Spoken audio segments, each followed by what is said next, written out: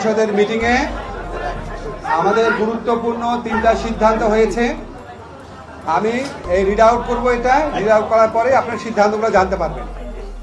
আজ শনিবার 20 মে 2000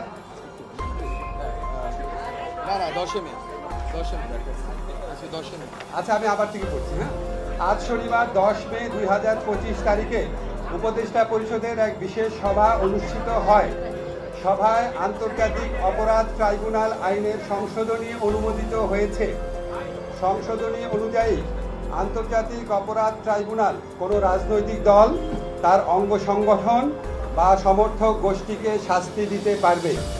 উপদেষ্টা পরিষদের বৈঠকে আন্তর্জাতিক অপরাধ ট্রাইব্যুনালে বাংলাদেশের আওয়ামী লীগ ও তার নেতাদের বিচার কার্য সম্পন্ন না হওয়া পর্যন্ত দেশের নিরাপত্তা ও সার্বভৌমত্ব রক্ষা, জুলাই আন্দোলনের নেতাকর্মীদের নিরাপত্তা এবং আন্তর্জাতিক অপরাধ ট্রাইব্যুনালের বাদী ও সাক্ষীদের সুরক্ষার জন্য সন্ত্রাস বিরোধী আইনের অধীনে সাইবার স্পেস সহ আওয়ামী লীগের যাবতীয় কার্যক্রম নিষিদ্ধ করার সিদ্ধান্ত গ্রহণ করা হয়েছে। এ বিষয়ে প্রয়োজনীয় পরিপত্র পরবর্তী কর্মদিবসে জারি করা হবে।